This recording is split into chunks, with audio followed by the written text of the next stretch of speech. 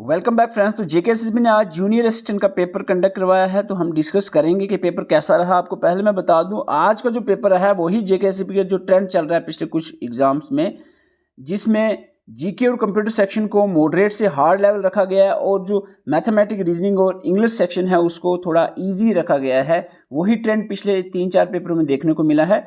जिनके ज़्यादा मार्क्स नहीं बन रहे, आप टेंशन मत लो, कट ऑफ इसका लो ही जाएगा डेफिनेटली। जो जितने पिछले 3-4 पेपर हुए हैं उनका रिजल्ट अभी नहीं आया है, उनमें भी आप देख लेना कट ऑफ नीचे ही आएगा, क्योंकि पेपर जो है बहुत अच्छे लेवल का सेट किया गया। खास करके मैं बात करूं कंप्यूटर और जीके सेक्शन का। लेकिन जो क्वेश्चन आप कर सकते थे, यानी एस्पिरेंट कर सकते हैं, वो अगर आप छोड़ रहे हो उस वहाँ पर गलती कर लो जो थोड़े सिंपल थे, तो वो चीज़ आपको काफ़ी पीछे ले जाएगी। वहाँ पर गलती की गुंजाइश नहीं है। हाँ, अगर बहुत टफ क्वेश्चन है तो वो किसी को नहीं आएगा तो डेफिनेटली वो कट ऑफ नीचे आएगा, आपको दिक्कत नहीं होने वाली है। थोड़ा सा मैं आपको जो नए एस्पिरेंट हैं, जो फाइनेंस अकाउंट असिस्टेंट की तैयारी कर रहे हैं, जो जिन्होंने एग्ज़ाम नहीं दिया, देखा नहीं, उनको मैं थोड़ा सा बताऊँगा जो आप आगे पढ़ने वाले 1-2 महीनों में, उसमें आप हर एक चीज़ को, ऐसा पहले से चलता था जो मोटे मोटे पॉइंट पढ़ना, वो नहीं। हर एक चीज़, जो चीज़ पढ़ रहे हो उसको पूरा अच्छे से पढ़ो और हर एक पॉइंट जो है वो आपने दिमाग में रखना है। ऐसा नहीं है कि मैन चीज़ें अपने माइंड में रखनी है, वो नहीं चलेगा। अगर किसी पॉइंट के बारे में पढ़ रहे हो तो वो पार्टिकुलर किसी का कोई टॉपिक है तो उसको अच्छे से आपने माइंड में रखना, पूरे टॉपिक को, पूरा कंसेप्ट आपके माइंड में होना चाहिए।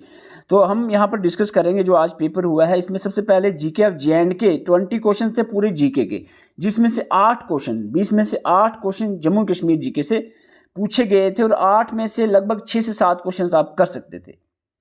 पहला question, according to Kalhana Rajatarangini identify करें आप correct sequential order of the dynasty. Simple question, बिल्कुल सिंपल क्वेश्चन है।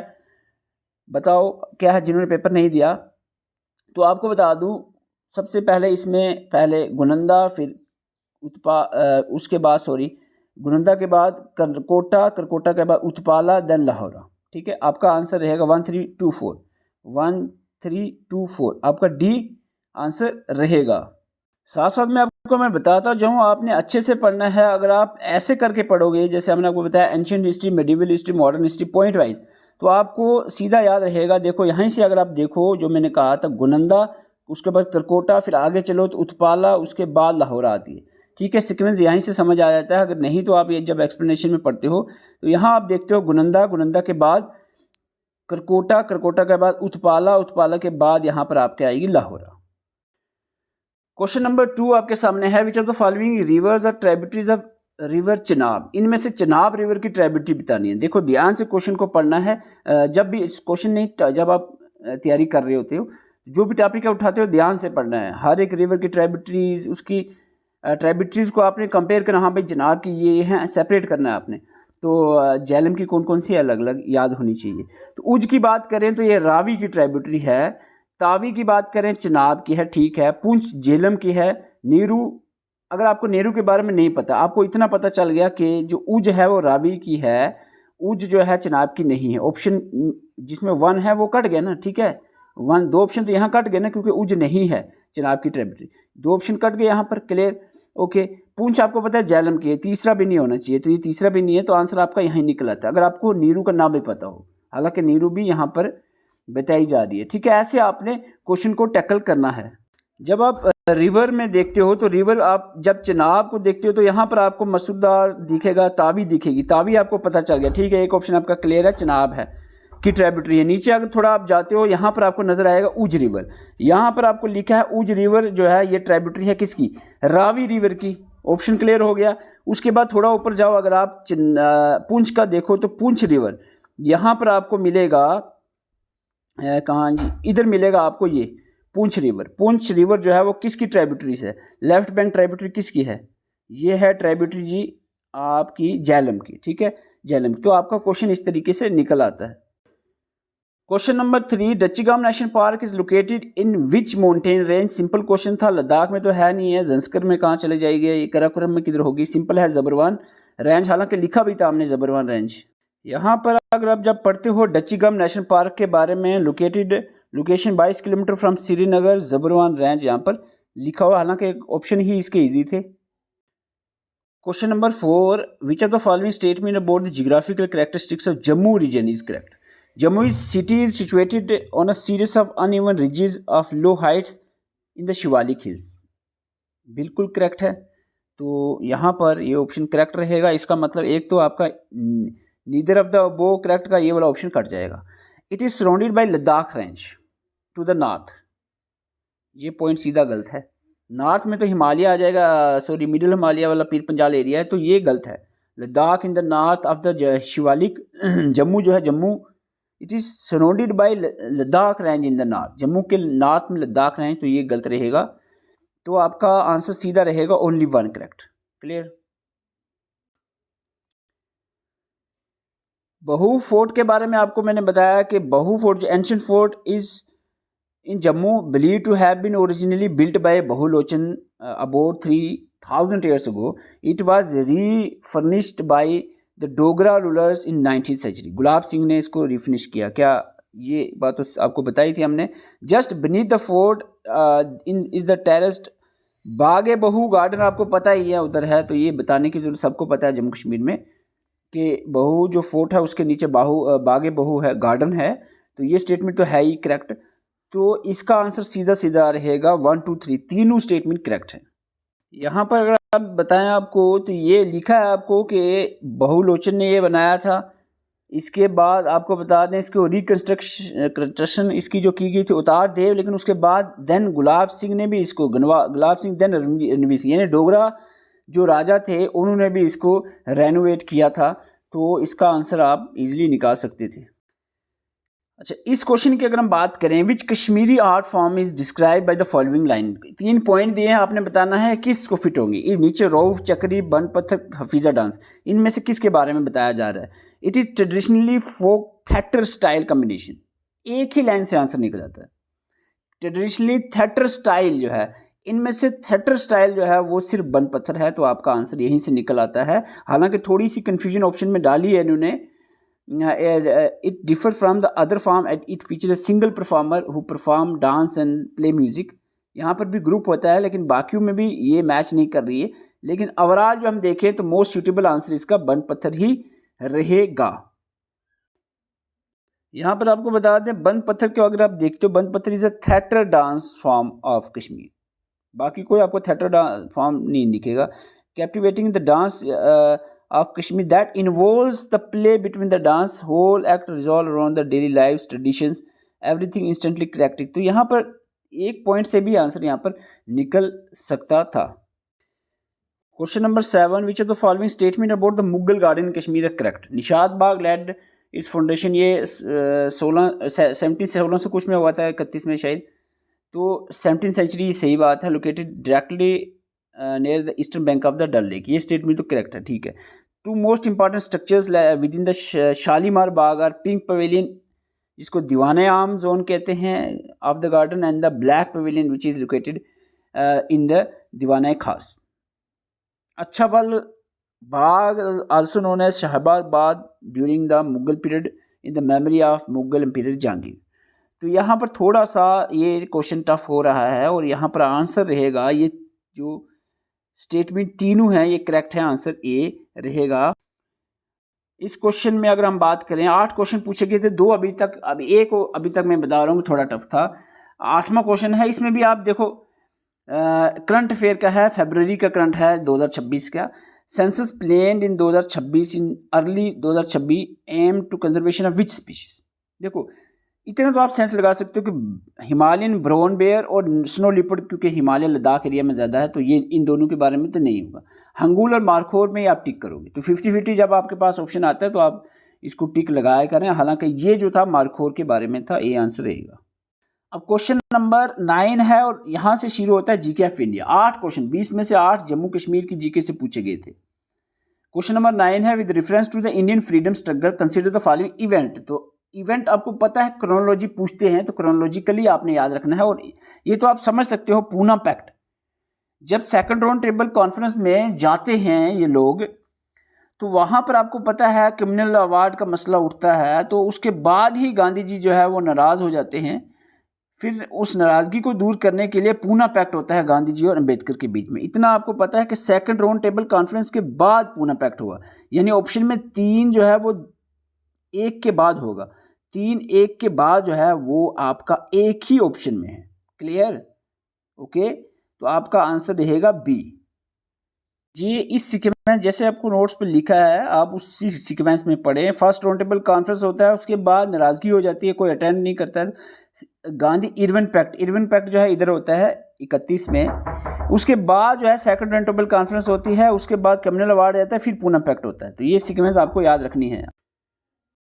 बड़े अरसों के बाद एक सिंपल क्वेश्चन देखने को मिला। क्वेश्चन नंबर 10 यहाँ पर आपके सामने है। 10 degree channel separate which two region. तो सिंपल क्वेश्चन है। 10 डिग्री, 9 डिग्री, 8 डिग्री सारा पढ़ा है आपको। अंडमान निकोबार आइलैंड यहाँ पर आंसर रहेगा। चैनल्स के बारे में जो आपको हमने बताया था 8 डिग्री, 9 डिग्री, 10 डिग्री यहाँ पर है अंडमान निकोबार। तो ये आपने पूरे पढ़ने हैं जब आप तैयारी करने बैठो। क्वेश्चन नंबर 11 यहाँ पर दिया गया है आपको हिल्स और इसके रिलेटेड कुछ बताया गया है। नीलगिरी हिल्स नीलगिरी हिल्स आपको हमने नीलगिरी हिल्स के बारे में बताया था। It is the junction between eastern and western Ghats. 1 का 3 रहेगा। 1 का 3 आपका तो 3 ऑप्शन में है, चलो 1 तक कट होता है। और आपको इतना हमने आपको कहा था आपकी ऊपर विंध्यान रेंज है, नीचे सतपुरा रेंज है, इसी के बीच में चल रही है आपके नर्मदा और तापी रिवर। तो विंध्या रेंज जो है पैरेलल टू द नर्मदा कहें तो बिल्कुल सही बात होगी। 4 का 2 रहेगा। 4 का 2 आपका इस ऑप्शन सी में है, तो आंसर आपका ऑप्शन सी ही रहेगा। 2 जो है 2 Anamalai hills south part western घाट में, ठीक है। बाकी जो बचा मेहडाई हिल, तो ये पार्ट ऑफ सतपुरा रेंज है। तो आंसर आपका निकल आता है। क्वेश्चन नंबर 12 आपके सामने है। Which of the following sites are included in the tentative list of world heritage sites released by the UNESCO. Tentative list world heritage site, इसका मतलब पहले नहीं था वर्ल्ड हेरिटेज साइट में, वो आपको बताने हैं जो टेंटेटिव रखिए।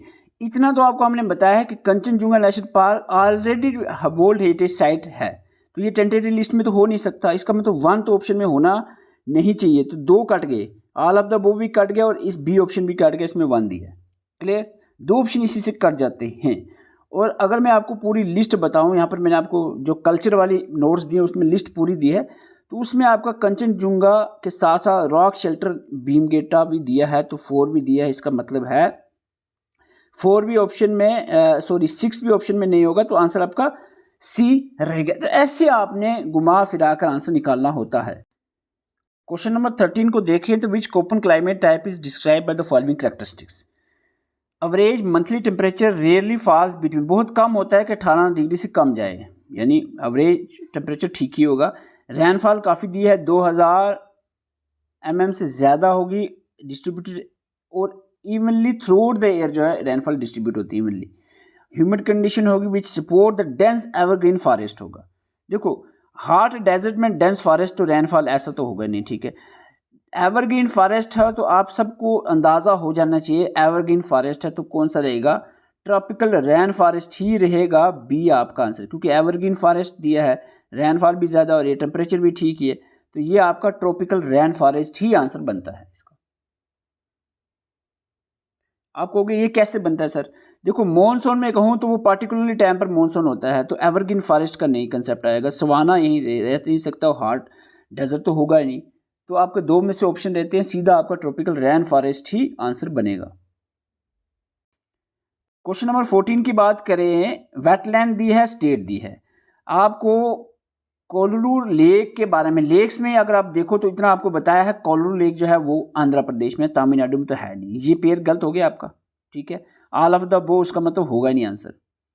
टावर रिजर्वायर अगर आपको नहीं पता है मैं आपको बता दूं, सुल्तान हमने कहा था सुल्तान नेशनल पार्क, सुल्तान मूवी कहाँ बनी, हरियाणा में, ये ऐसे करके आपको ट्रिक बताई थी, तो हरियाणा आपने याद रखना है और ये आपको पता है, ये सही है। 4 वाला ऑप्शन सही है। और इसमें अगर आप बताऊं नागार्जुना सागर लेक आपको बताया था कहाँ पर है वो, ये नागार्जुना बर्ड सेंचुरी है, तो ये तमिलनाडु में है, तमिलनाडु में। टावर रिजर्वायर मध्य प्रदेश में, ये करेक्ट है, तो आपके 2 पेयर्स यहाँ पर करेक्ट रहेंगे। अब कुछ ऐसे क्वेश्चंस आ रहे हैं जो 50-50 आपके आंसर बन सकते हैं। देखो नेशनल वाटरवेज हमने इंपॉर्टेंट जो पहले 5-6 आपको बताए हैं और वही सबने पढ़े हैं। ऐसा कोई होगा जो जिसने नेशनल वाटरवेज 97 101 तक पहुंचा हो? नहीं, तो ये 2 तो बनता नहीं है किसी ने पढ़ा हो। और जो आपने पढ़ा है 2 और 3 उसके बारे में बिल्कुल करेक्टली हमने ये मेंशन किया है, तो आप यहाँ पर यहाँ पर आपको बता दें, अगर आपने नेशनल वाटरवे 2 और 3 पढ़ा है तो आपको इतना पता होगा कि 1 और 2 करेक्ट है। तो इसका मतलब आप जो है ये ऑप्शन नंबर 1 काट दोगे, 1 और 2 करेक्ट है। अब यहाँ पर जो है ये क्वेश्चन टफ बन जाता है क्योंकि ऑप्शन नहीं सही। यहाँ पर 97 और 101 नेशनल वाटरवेज कौन पढ़ता है, ठीक है। तो ये पॉसिबल ही नहीं है। तो हालांकि आंसर इसका सीधा यही है, 1 और 2 ओनली। क्वेश्चन में वाटरवे 2 और 3 दिया हुआ था, ये हमने 1 2 3 4 5 6 वाटरवेज पढ़ाए हैं। तो यहाँ पर आधा क्वेश्चन निकल रहा था आपको। हालांकि 97 और 101 इतना तो पॉसिबल ही नहीं ना कि इतने वाटरवेज याद रखी जाएं। देखो क्वेश्चन नंबर 16 के 2 ऑप्शन आप एलिमिनेट कर सकते थे, बताओ कैसे। स्टैच्यू ऑफ यूनिटी सबको पता है, हिंदुस्तान में स्टैच्यू ऑफ यूनिटी बनी, बहुत ज़्यादा चर्चा हुआ। तो स्टैच्यू ऑफ यूनिटी जो है वो किस पर्सनैलिटी के रिलेटेड बनी, तो ये आप सबको पता है कि सरदार वल्लभ भाई पटेल के। तो यहाँ पर वन का 1 ही रहेगा, इतना आपको पता चल गया। 2 ऑप्शन यहाँ कट जाते हैं। बाकी अगर आपको नहीं भी पता है, इतना आपको पता है कि 2 ऑप्शन कट जाते हैं। और आपको बता दें साथ में जो स्टैच्यू ऑफ वननेस है वो आदि शंकराचार्य के रिलेटेड एसोसिएटेड है, और स्टैच्यू ऑफ इक्वलिटी जो है वो रामानुजा आचार्य के रिलेटेड है। आंसर ए रहे। ये टफ, मैं मान रहा हूँ ये टफ क्वेश्चन है, लेकिन फिर भी 50-50 आप यहाँ पर कर सकते थे। इतनी नॉलेज होनी चाहिए कि स्टैच्यू ऑफ यूनिटी पता होना, जनरल थोड़ी प्रीवियस नॉलेज भी यहाँ पर काम करती है। क्वेश्चन नंबर 17 के बारे में क्या ही बताऊं मैं। सिटी जो है बताई है और बताया है रिस्पेक्टिव कंट्री कौन सी कंट्री में है। तो ये क्वेश्चन तो बनता नहीं है। हालांकि आंसर इसका 1 पेयर करेक्ट है, तो ये ज़रूरत नहीं है इसको बोलने की, तो नहीं है। जो ये चीज़ देखो, इसमें गलती करते हो कोई आपकी दिक्कत की बात नहीं है, लेकिन जो क्वेश्चन हो सकता था वहाँ पर आप गलती कर रहे हो, तो वहाँ वो क्वेश्चन आपको पीछे ले जाएगा काफ़ी। तो ये क्वेश्चन भी ओवरऑल जो है ये टफ क्वेश्चन पूछा गया था। इसका आंसर रहेगा 1 2 और 3 तीनों स्टेटमेंट जो है वो करेक्ट हैं।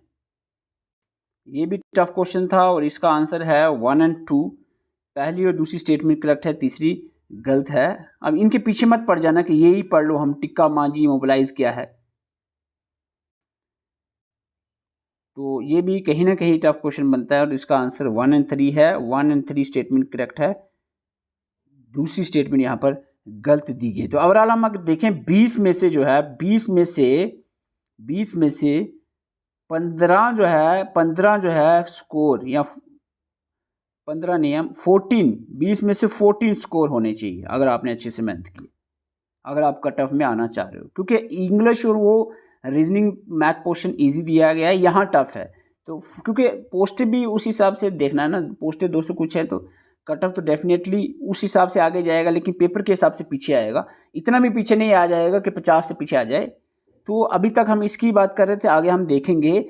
अब जो पढ़ना है अच्छे से पढ़ना है। अब जो ऐसे कुछ क्वेश्चंस आते हैं वो छोड़ो, वो हर अगले पेपर में आ जाएंगे 4-5, लेकिन हमने 14 तो लेने हैं। ऐसा ना कि आपके 8 नंबर आ रहे हो 20 में से, फिर तो आपकी तैयारी उसका मतलब सही से नहीं पढ़ा है। अगर सही से पढ़ा है तो 20 में से 13 से 15 स्कोर आ जाने चाहिए। मैं ये कभी नहीं कह रहा हूँ अभी कि आपको 20 में से 18 आ जाने चाहिए, नहीं। 5-6 क्वेश्चन बिल्कुल आउट ऑफ रेंज आपके थे तो मान सकते हैं, लेकिन इससे पीछे अगर आप चले जाते हो, चलो 14 नहीं 13 रख लो, 13 से पीछे 13 से पीछे जा रहे हो या 12 से पीछे जा रहे हो, फिर मेरे ख्याल से तैयारी काफ़ी अच्छे से करने की ज़रूरत है। तो अब जो नेक्स्ट वीडियो हम कंप्यूटर पे लाने वाले हैं, आप कमेंट कर सकते हैं अगर आप चाह रहे हो कि इस तरह से कंप्यूटर को भी एक बार डिस्कस किया जाए।